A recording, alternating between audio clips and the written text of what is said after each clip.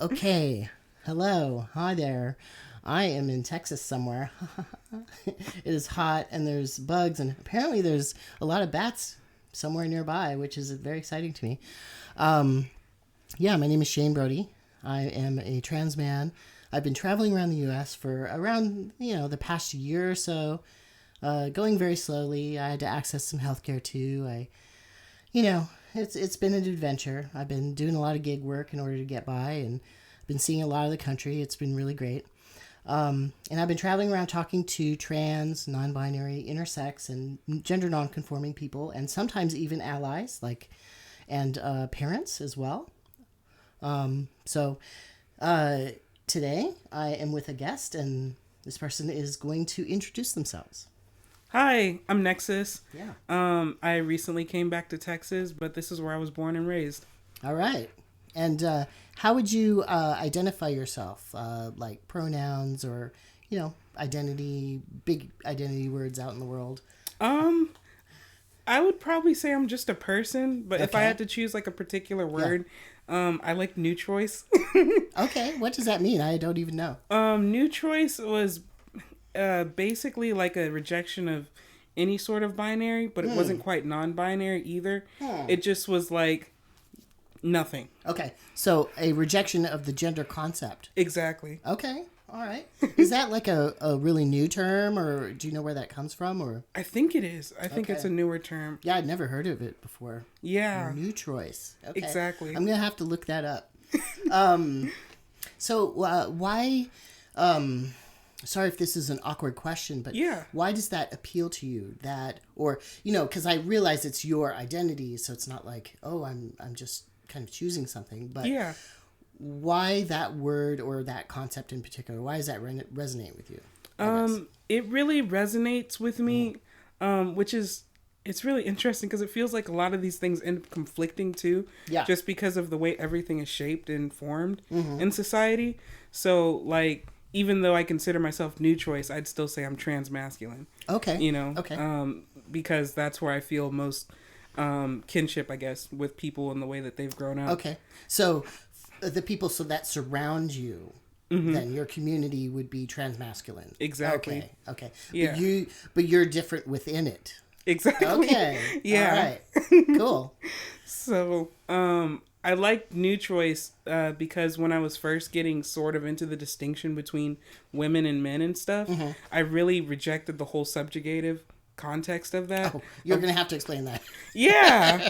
Of like, if a woman is not a man, then they're less than. Okay. So Okay. I was like, F that. I don't really like that kind of that subjugation built within the two words. Sure. Right. Yeah. And the fact that there's so much culture and norms packed into each one that it felt like to try to be one or the other, it was just reinforcing it. So I was just like, Okay. Wow, that's interesting. That's really.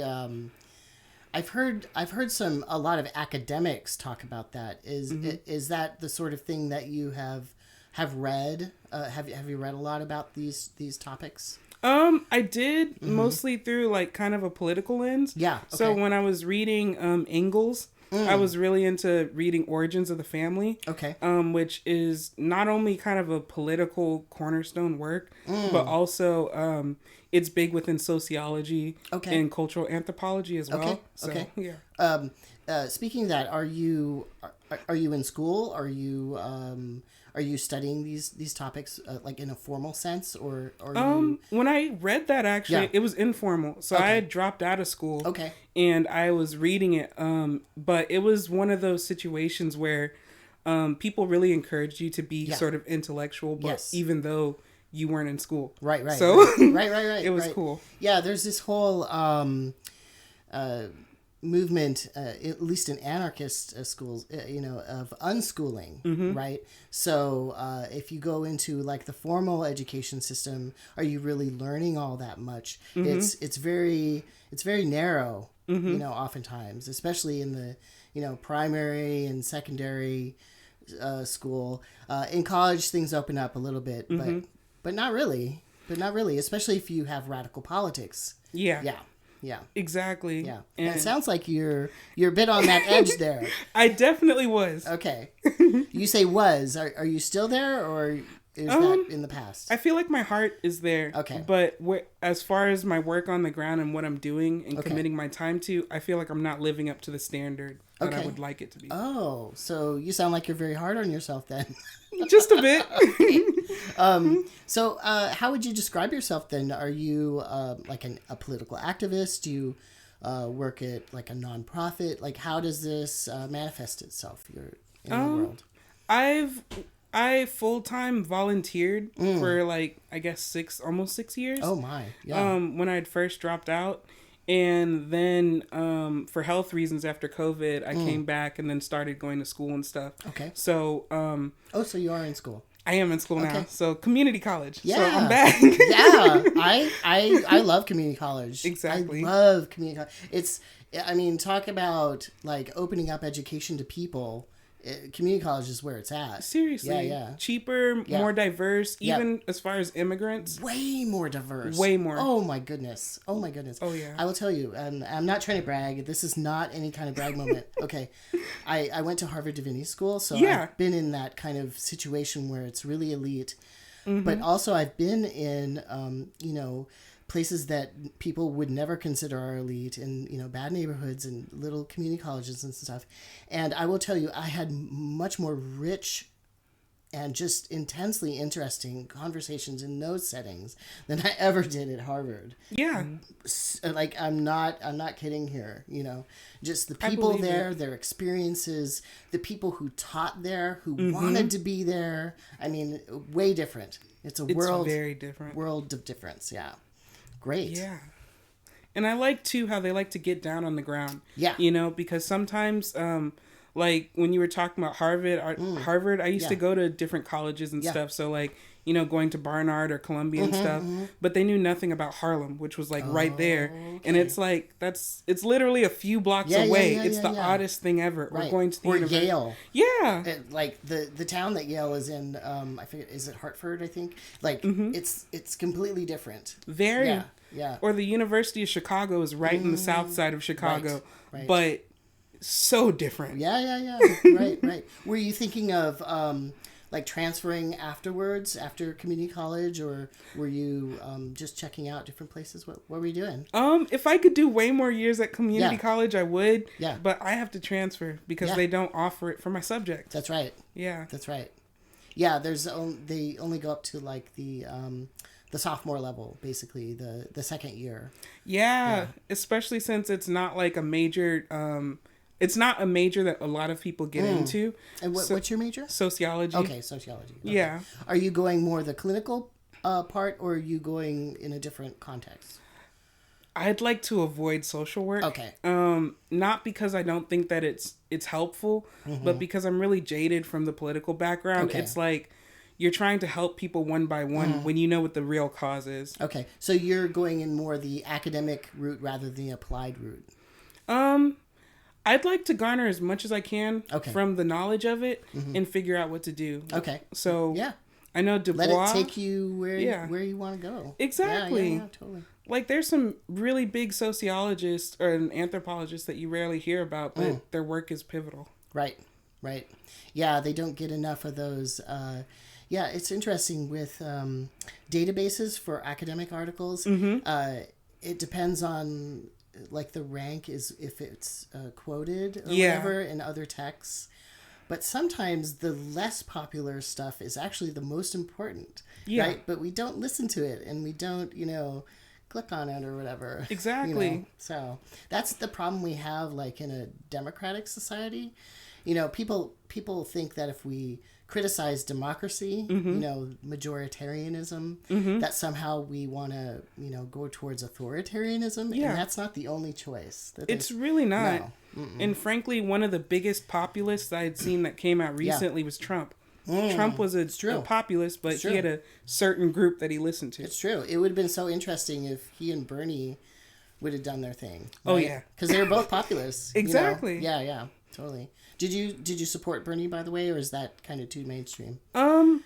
I liked that he was trying to do something, Did I think that he could do anything? No. Yeah, that's the problem. Because if you look at his record, you know, there's some big ideas there, but it's very hard. How do you enact that? Yeah. You know, so there were a lot of like interesting Green Party people Yeah. too. Yeah. Like I remember Jill Stein or something was doing something, but it was like, but how? Yeah. But how? Yeah. Yeah. What do you think about ranked choice voting? Because I think What's that? Well, it's kind of a new thing. I don't know if it's been tried elsewhere, but Alaska has it. We voted in 2020. So you don't need a party affiliation to be able to basically vote in. We have open primaries, so anybody can vote, you know, about who gets on the ticket. And then, so ranked choice is they have several rounds. So whoever gets the least in a round, they're kind of, you know... They're out. Yeah, they're out. Yeah. So then they go on the next round, and you have... Basically, when you vote who your choice is for each round, you know. It sounds like brackets, but political. Well, I don't know what that is, but basically, what it does is if you're in a smaller party, you can be in the election. Yeah. Whereas right now, the Democrats and the Republicans sue to make sure that the smaller parties aren't on the tickets. Exactly. They do that all the time. And so that kind of takes care of that.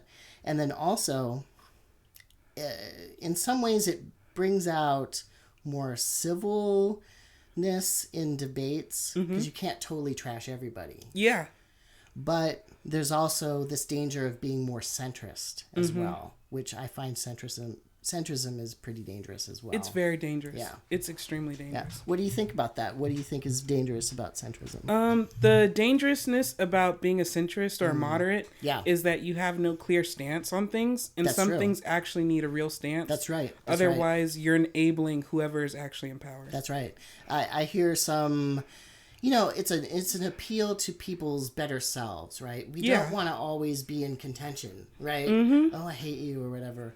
But some people's ideas are just bad. Yeah. You know? And I think that sometimes you have to put a line in the ground. It's like thinking about boundaries. You know, if you have bad boundaries, that's not good. No, you gotta have strong boundaries. Exactly. Yeah.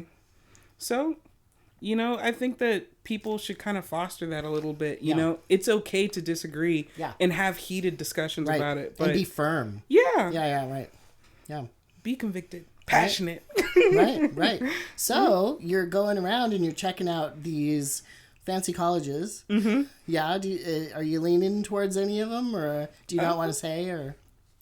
I don't know. I mean, it's funny, I have this weird relationship with HBCUs. Okay. Because or the historically black colleges and universities. Right. Because that's where I went before I dropped out. Right. And there's one in Houston, I believe, right? Yeah, there's actually two near. Southern. Okay. Yeah, so in Houston in particular, there's Texas Southern, and then there's Prairie View A&M University right outside. Okay, great. And I think that they're both in the Texas Constitution or something. Okay. Yeah. So they have to be funded. Have to. Yeah. Even if it's nothing. That's wonderful. Oh, even if there's no funding? Even if it's like nail scrapings. Yeah. Okay. Oh my goodness. So, yeah. And you know they're going to try that. They do. They do. Oh, no. If you've seen big A&M out here, well funded. Right. They're constantly funneling money the to Aggies. it. Oh, yeah. Right. You see PV? Oh, my. Okay. All right. Yeah. I thought, maybe I'm wrong. I lived in Houston in the late 80s. I thought that TSU was under kind of the auspices or whatever, the umbrella of UH. Is that not true? I'm not sure exactly, but I don't think so. Okay. I do know it's its own institution. Yeah. Okay. I think they had a little bit of contention over some of the land that the projects were on. Maybe that's what I'm thinking of. Yeah. Because I was a teenager. I was kind of isolated when I was a teenager, but I just remember hearing something about that. Yeah. They kind of share the same space over exactly. in was it 3rd Ward, I believe? Yeah. Yeah. Yeah. I lived actually in a halfway house at Elgin and San Jacinto. Yeah. Wow. Yeah. Not so good. No. It was called the Hope Center. Oh, that means that you know it's the opposite. Yeah, that's exactly it. I when I came through here before, when I came straight down from Alaska, I actually went there, and it was terrifying because I looked at it and I was like, oh my, that's where I lived? Yeah. Because it was like a prison. There was like a heavy iron kind of gate thing all the way around it. It was horrible. And yeah. So oh man, I feel for you. I'm like, every time I'm still in recovery, I'll tell you. I believe it. Yeah. I'm like, you hear about some of the names, Sunnyside this or that's why oh no, dingy.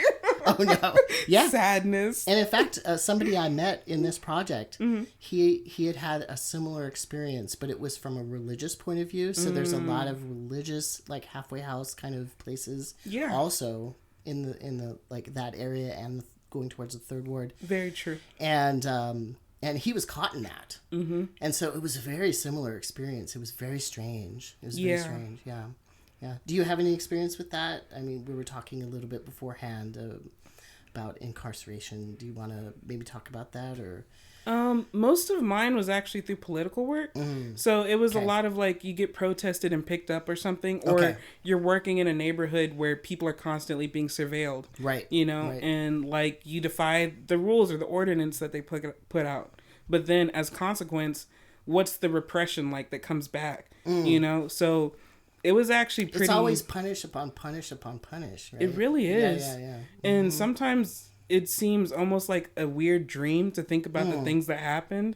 Like, I remember in Chicago, I worked in this small neighborhood we called the Family Park. Okay. And Why was it called that?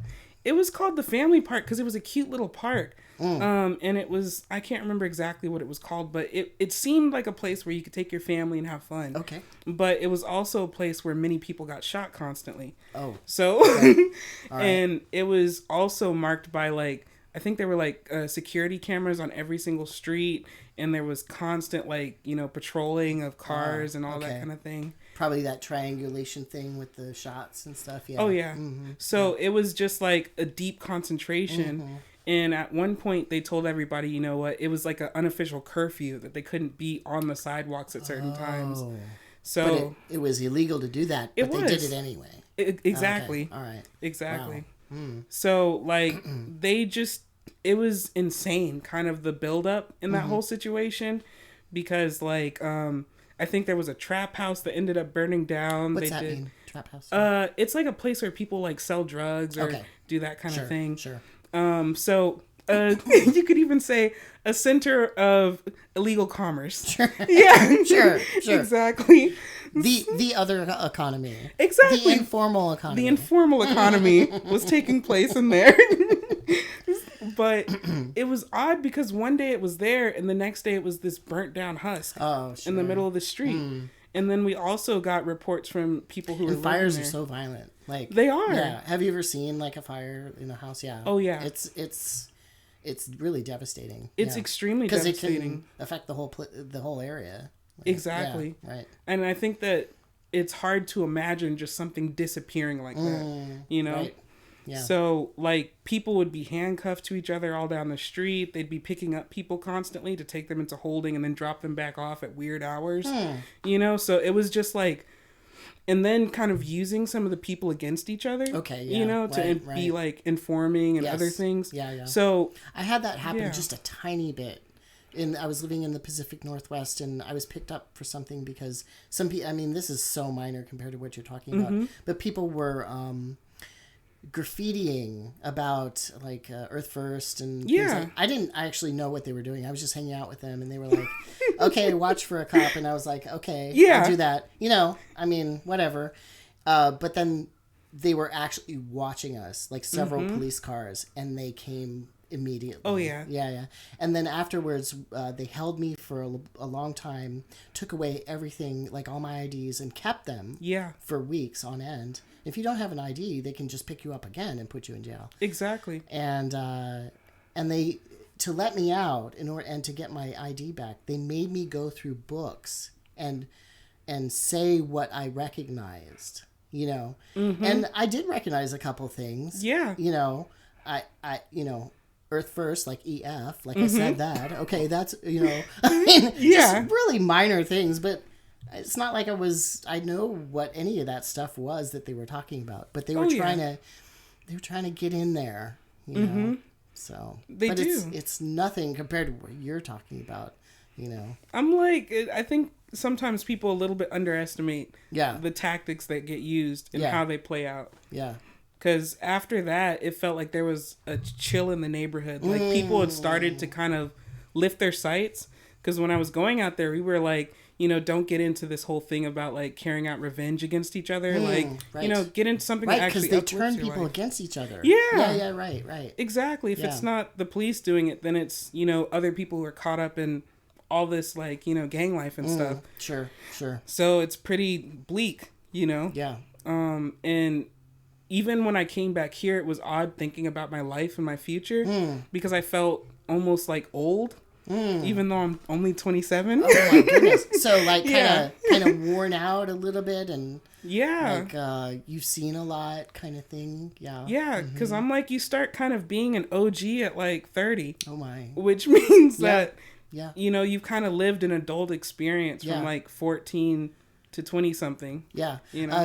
I don't know how to put this, but I know that Chicago policing is very kind of loose. Yes. Like I remember going to an anarchist Skillshare there. It was a really long time ago. And the police just were like, we're raiding it, and it was like a scene from a movie. Like they pulled up in all their black cars, shiny new black cars. And suddenly all of the doors came open and they jumped out and they were all looking alike, all these white guys, big and muscular and stuff. And I was with my girlfriend at the time and we were on the sidewalk and she started to panic and I was like, no, we're just going to keep walking. We're just going to keep walking because we were walking away from the area, luckily. But they raided. And then, so what kind of things, if you want to say, so you moved from Chicago, what back down here, was there a reason for that? Like you wanted to kind of get away from that surveillance and that kind of like state violence and that sort of thing? I think at a certain point, even though my heart was still totally in what I was doing. Yeah. And what were you doing? Were you doing activism there? I was. Yeah. It was mainly focused after Trump had targeted Chicago to kind of make an example of black people. Okay. So it was like... I don't know about that. Tell me about it. Yeah. When he was coming in, he kept on talking about Chicago and saying, like, look at these people and what they're doing to each other. You know? And actually, I do know what you're talking about. People on the right always bring this up. White supremacist types, they always bring this up. Oh, look at what's happening in Chicago. Yeah, the black on black violence. Right. Yeah. And it's a serious problem. Yeah. But they don't bring it up in the context of like, well, who turned them into this and who got them to do all this? Yeah, there's never any like helpful part. Yeah, it's always blame. Exactly. Yeah. So when he said that, it was like, whoa, we need to get out here. We don't know exactly what he was going to do. Because he moved extremely fast. Oh, so you guys were afraid that he was gonna like martial law something, right? Like bring in troops or something, or okay, And so when we went out there, we were trying to organize amongst like people who would be attracted to gangs and stuff like that to use all that creativity and energy for like actually uplifting each other and fighting for, frankly, everybody on the planet. Right. And that when you said that, it reminds me of, Katrina, how actually something like that happened with some of the gangster guys. Yeah, in like in the Superdome and stuff. Apparently, like they took responsibility for the safety of some people, and maybe that, I don't know, maybe that's an urban myth, but that's what I heard. I don't think so. Yeah, at the time, that's what I heard. Word of mouth that some of these guys were like, because they are so creative and they know how to deal with people and stuff. They use their skills. Exactly. Yeah. Kept people safe. They're not dumb. Yeah. Right. They're just using it for the wrong purposes. Right. Or, fast money. Like, who doesn't want fast money? Exactly. Exactly. We live in a capitalist country, money is the thing. So it is. Yeah. No, I can see the pull. Right. Wow. So you were doing some really heavy activism. I mean, that's stuff like you're going against the federal government and a really chaotic federal government. Exactly. By somebody who's, doesn't listen to anybody. Exactly. Yeah. So you came down here to Houston. And what kind of trouble were you causing here? When I came down to Houston, I guess you could say the trouble I'm causing now is, actually getting the trans guys to come and hang out together. Okay, good. So, yeah, you're on the board, right? I am. Yeah, wonderful. So I'm really glad that when I came down here, I finally met, like, the LGBT community here. Okay. Because I didn't know they existed, frankly. Okay. Really? No. You didn't find that in Chicago, or maybe you were too busy? You sound like you were really busy. In Chicago, I looked and I found it. Okay. It was, and also when I went to New York, saw it. Okay. But when I grew up here, like, and when I say here. Oh, I see. Yeah. You returned and you found it here where you hadn't found it before. Exactly. Oh, okay. I see. Yeah. It was just unavailable to me. Yeah. And it might have helped if I had known it was there, because I didn't really fully, I feel like, come out, even though I hate that term. But Why do you hate that term? I just don't like the fact that you're kind of revealing it to everybody. I'm like, you shouldn't have to. Sure. I get it. Yeah. So no, I love it that you are interrogating the language around that. That's great. Yeah. It sounds like that's something that you do. It is. Yeah. I think that's great. Yeah. Keep doing it. But it's rare. I think more people should do it. Look at where these words came from. Yeah. I try to do that with myself with neoliberal language, like investing in a friendship. Yeah, that sort of language. Yeah, it's just it's awful. It's creepy. It commodifies everything. Yeah, I don't like that. So. No, but I find myself doing it all the time. Oh so, yeah. Or why there's so much of a culture of like slay or get that, or that kind of thing. And it's like, maybe we should. Violent language, right. Yeah. Or using words like shadow and dark for meaning badness, something bad. Exactly. Yeah. It's like, whoa. For real. Yeah. And you notice that like most other countries in the world or cultures, they use white for death. Right. And in the Middle East, the shade is where people want to be. Exactly. Yeah, totally. Exactly. Yeah. But even Middle East, that's actually a racist term. But what else do you use? For real. Yeah. And the end term. Yeah. Yeah. It's weird. Language is weird. Yeah.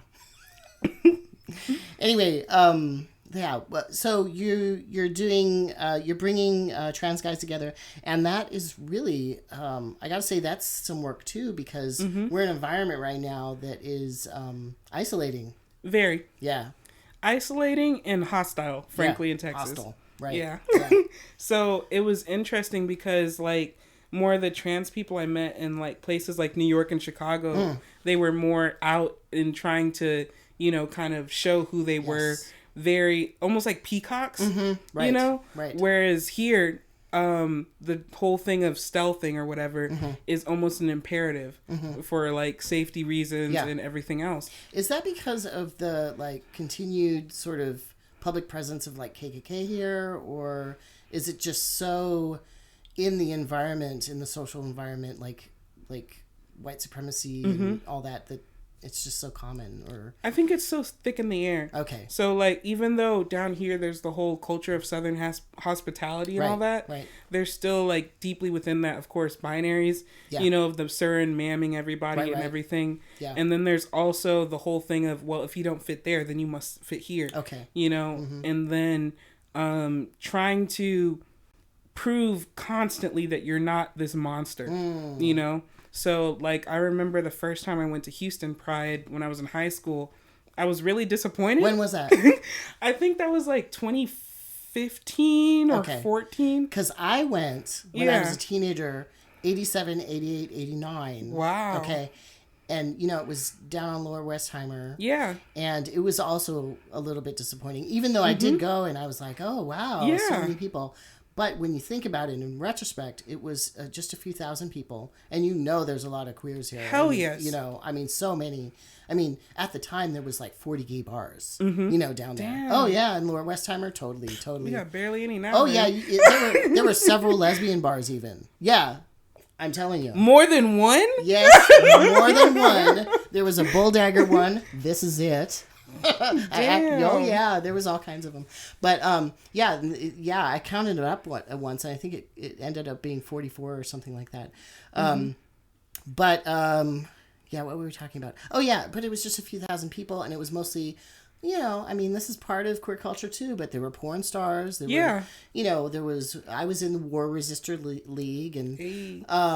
you know, but it was just really small, and that was the culture of the time. Yeah. Go out to the bars, but don't be flamboyant during the day. Exactly. Don't be gay during the day. And I feel like by the time that it came around when I was in high school, yeah. We'd already had, Anise Parker, the mayor of Houston. She was the first lesbian woman elected. Okay. And so she was here. She had a lot of trouble. She got married out of state. Okay. During this whole thing, came back. Even though she was a public official. Of Houston, goodness. but still, Wow. people gave her shit. Oh, wow. That's amazing. But it felt, by the time I was in it, there's, of course, all this stuff from 9/11, but then there was this intense thing to say, like, or it felt like, we are not pedophiles. We are family-oriented LGBT people. We are just like you. So mainstreaming. It was, I would say, assimilationist or whatever. It was very assimilationist, but if you wanted to use academic terms or whatever,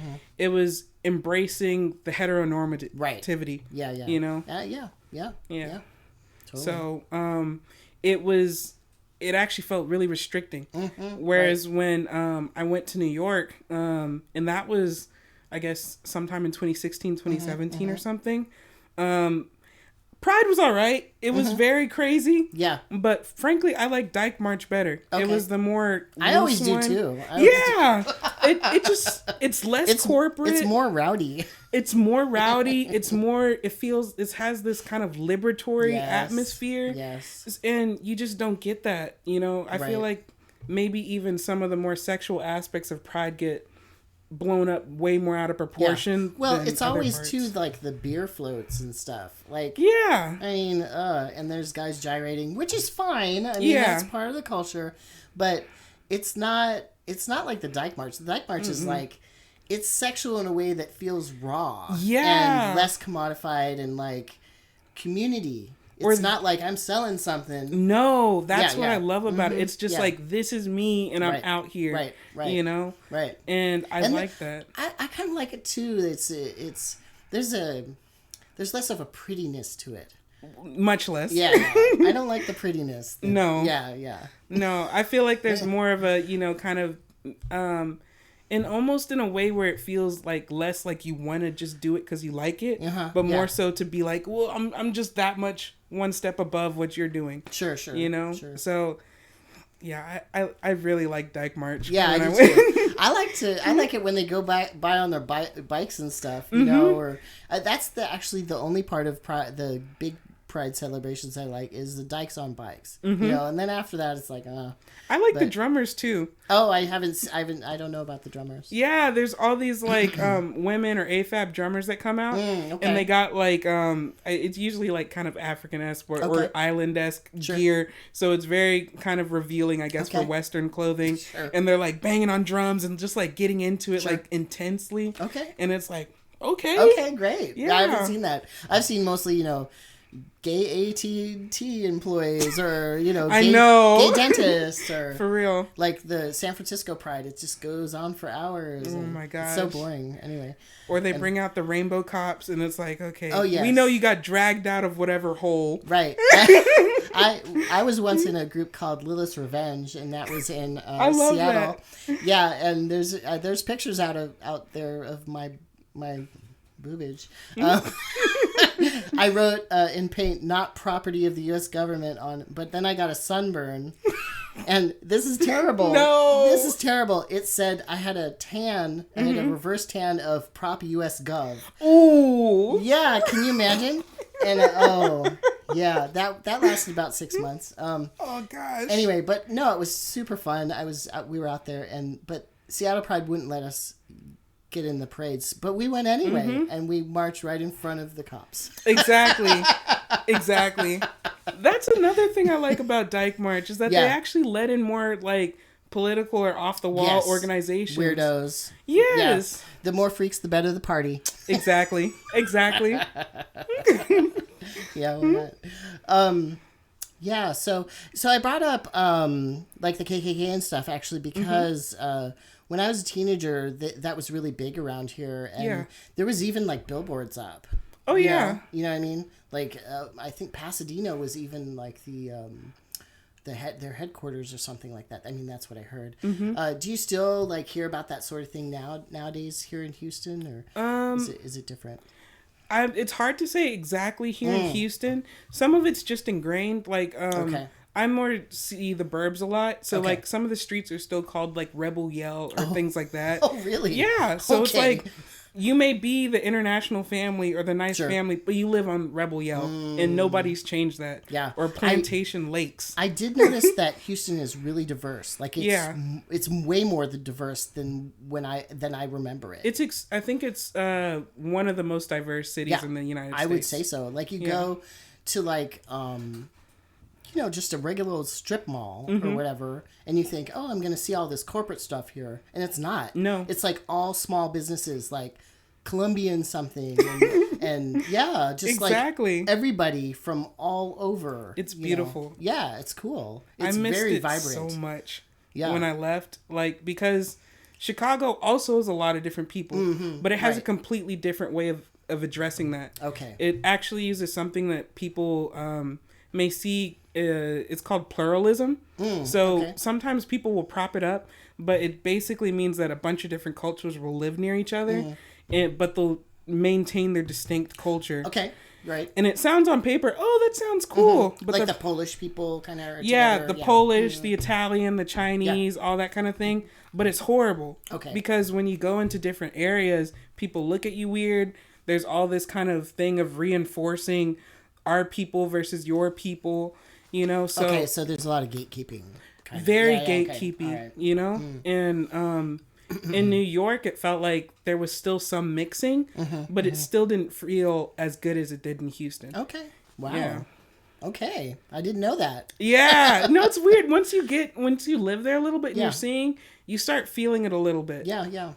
I noticed that there were a lot of African stores here as well. I'm sending some spices to a friend of mine, Bebere, which I'm probably not saying it right, but it's Ethiopian spice mix, and it's really good. And it goes good with like red lentils and that sort of thing. Yeah, it's really good.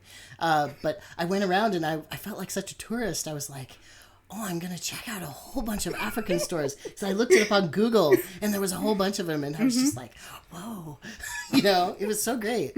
And, so that's how I noticed that that it's really so much more diverse now, because I was driving around and doing that. And I also noticed that some places, when I was a teenager, are filled in now. Like, there used to be ranches that were sort of incorporated into the city limits. Yeah.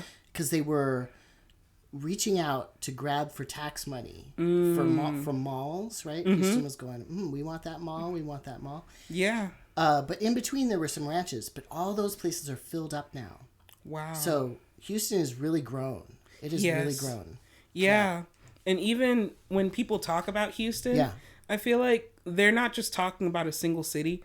Some cities where it's like, this is our lockdown, our city. Sure. No, they mean Houston as in the greater Houston area. Right. So basically from Houston to Galveston, this giant circle. Right. Yeah, it's like tens of miles across. I mean, it's so big. And then you go downtown and it's like, this is downtown. Exactly. It's a little pathetic. It's like underwhelming. Really, it's like really. I'm sure New Yorkers come here and are like, this is it? I know, right? They're probably like, it's so low. Yeah. Well, it's just a couple buildings, really. I mean, for really. real. Yeah, but that's okay. We'll spread out the urbanness. Doesn't need to be concentrated. Yeah, so it sounds like you're doing some great things. You're looking at schools. You're bringing together community. What else are you doing? Yeah, I mean, that's mainly for the most part what I'm focusing on right now. How about your own life, your own personal life? Because a lot of activists, they do things out here, the big stuff that needs to happen. And neglect all of this. Right, exactly. You know what I'm talking about. So what do you think about that? That's actually why I came back to Houston. Okay. So do you have family down here too? I do. Okay, great. Yeah. Great. So, I came back partially because during COVID, I gained a lot of weight. So, I literally couldn't do half the stuff I was doing before. Okay. I was never small, but Okay, just to be clear, like, imagine you're running around your life and you're mostly... Be careful about the table. Oh, I'm so it's sorry. Okay. It's okay. Imagine you're living your life. You're like 350 or whatever. Sure. And you're used to running around, doing stuff with this weight, but you can handle yourself. Sure. But then suddenly you add on 60 pounds to that. Yeah. And suddenly it's like, I can barely do stuff. I'm running out of breath. Okay. So you're having some functional problems. Yeah. Like you literally can't do what you like. So I wanted to get bariatric surgery and came back down here. Okay. Because some of the best bariatric surgeons in Houston. Yeah. And also just medical care in general. Exactly. I mean, this is really a magnet for It's that. frankly starkly better than most other places. Oh, yeah. I'm not kidding. People come here from all of the U.S. to access healthcare. I mean, they have cancer centers and, you know, all that stuff. Oh, yeah. The standard of care is like up here. Oh, yeah. Yeah. I used to work at one of my first jobs, actually, in the Montrose, Lower Westheimer area was when I lived there was, after I got out of that halfway house, was at a macrobiotic restaurant, actually, in the late 80s. And so we had people coming from those cancer centers to specifically eat there to have the chefs cook for them. And, yeah, it was interesting. So I got to see some of that, you know, some of the patients. Yeah. But, you know, that's what's available here, which is great. It is. So there was that, and my mental health had taken a real toll. You know, just it was a lot. Yeah. You know, to be just constantly in that environment and seeing people that you liked and loved and hung out with constantly dying. Oh. You know? Yeah. So Right. And then you're an activist and you're trying to stem this and not give into it and and having a hard time. Yeah, I can see that. Because it's not just like the people in the neighborhoods I was with, but also I was out in Kenosha when that happened. You know, so that was wild, frankly. Okay. Or like being in Charlottesville, going to Standing Rock. You know. Oh, you went out to all did. Those. Okay, wow. Except for Charlottesville. Okay. So Well, Standing Rock. I mean, there was so many vehicles out there, like those big kind of military vehicles. Oh yeah. I mean, I don't think people know that sort of thing. I don't think that people understand, like, the gravity of some of that. Because, like, you may say, oh, they're just hosing people with water. What's the big deal? But you're like, it's sub-below temperatures. That's like a death sentence. Right. You know? Right. And it's about sovereignty, too. Right? Because it's other people's land. It is. Yeah. And I had a lot of backwards ideas to break through the whole process. And I actually thought there was no significant number of Native peoples left before I went to Standing Rock. And I was like, wow, look at all this culture that's here. Right. You know, and it was fractured. There was a lot of tension between different things.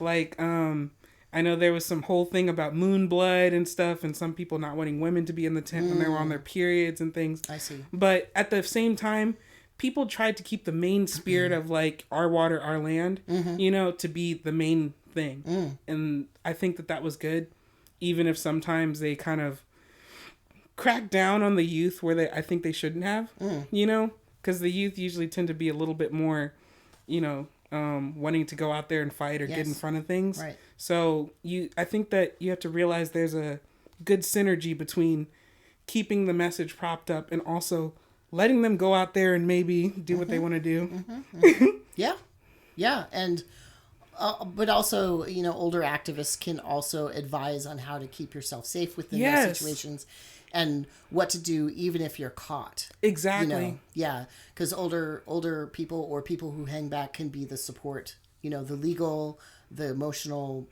etc. Exactly. Kind of support. Yeah. They're invaluable. Yeah. You know? Yeah. And it was funny during we can't all be the kids running around. Yeah, no, not everybody can be on the front lines, but you need every layer after that. You know, like there were medics out in Kenosha, you know, on skateboards and stuff, helping out people. Really? On skateboards? Wow. Yeah. That's interesting. It was beautiful. Or seeing even some of the armed people that were on our side. It was nice to see that there were people who weren't just against us that were armed. Sure, right. You know? Right. And people think that's like wild or something, but I mean, it's not. The Black Panthers did that, and all these white prepper guys are doing that, so why can't other people do that? Yeah. You know? I mean, yeah. That's one thing that really pisses me off, actually, about the Democrats, how they're always pushing for like various kinds of gun control and that sort of thing. And, you know, a lot of those laws came out of racism because Exactly. they wanted to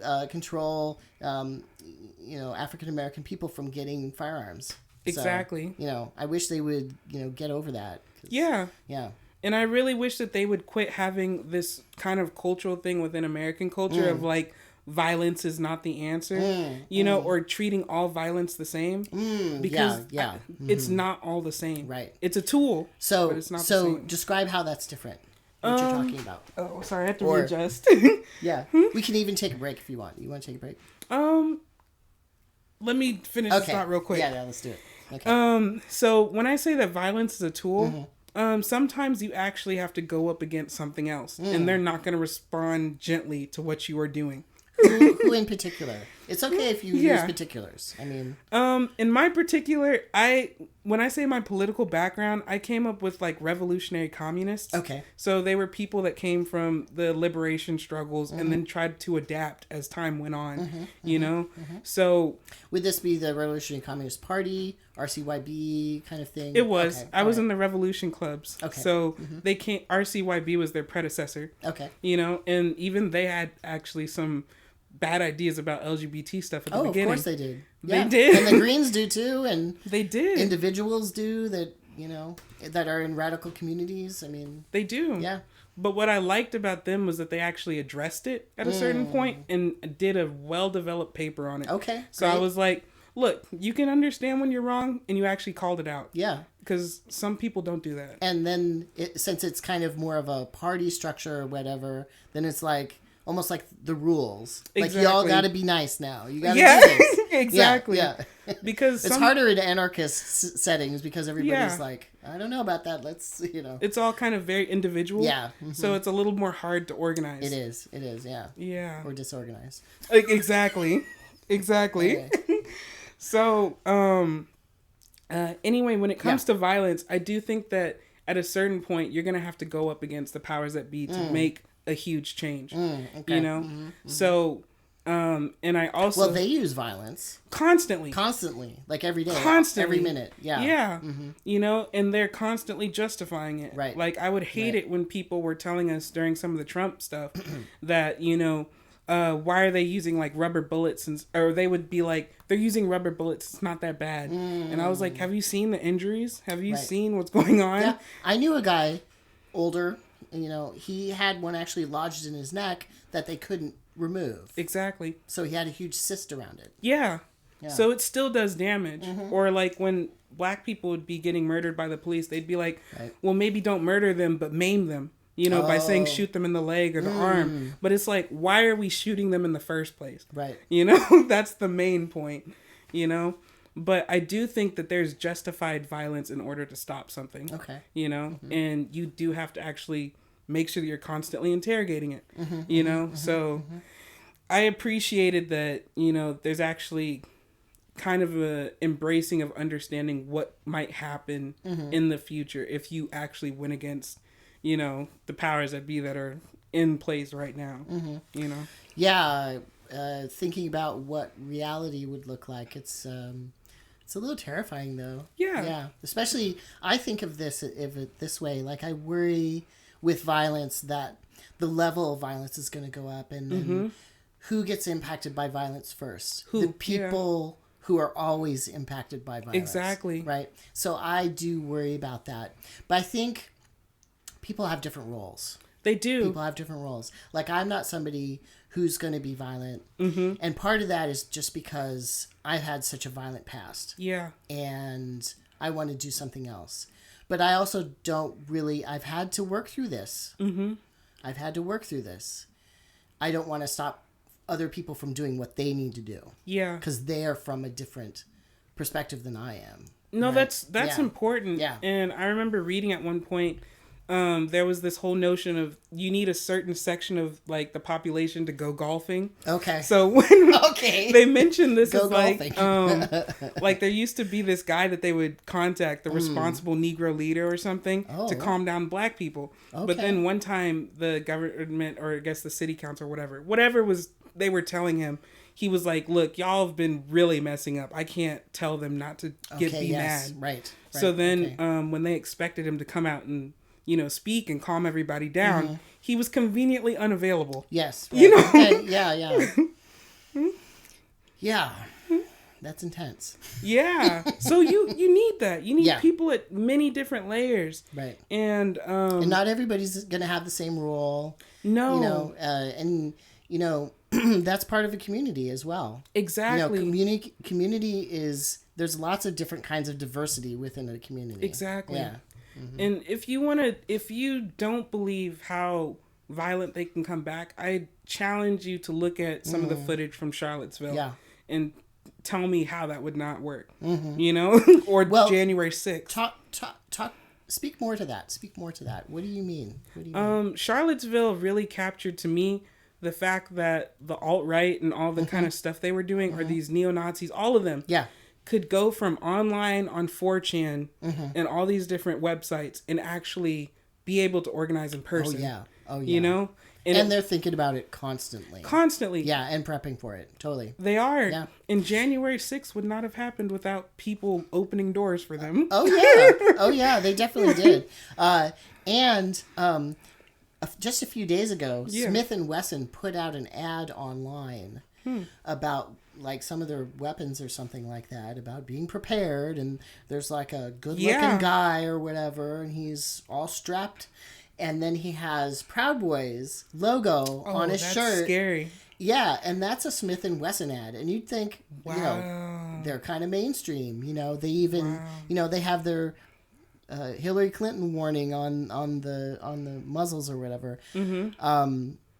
But yeah, they're basically supporting, Proud Boy white supremacists, not neo-Nazi people. I don't even know what the Proud Boys are. There seems to be some confusion about them in the media and stuff, but they seem like some really bad characters. They are. I can't remember exactly what they are right now because my brain is thinking of Oath Keepers. Yeah, they're the ones that wear black and yellow. They are. So the logo is a very it's cursive looking and it's PB.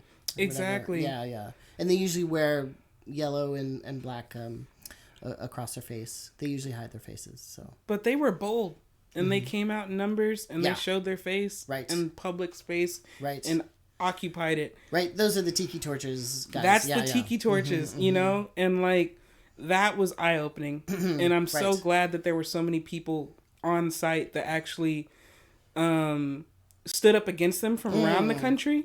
And even when everybody was telling them to go home, even some of the main Black Lives Matter and different groups were telling them, go home, let them do. I didn't know that. No, like when you're in the midst of everything, it's crazy how many mixed signals you're getting, And luckily were they worried that it was going to be co-opted by outsiders or something, like a local effort or something like that?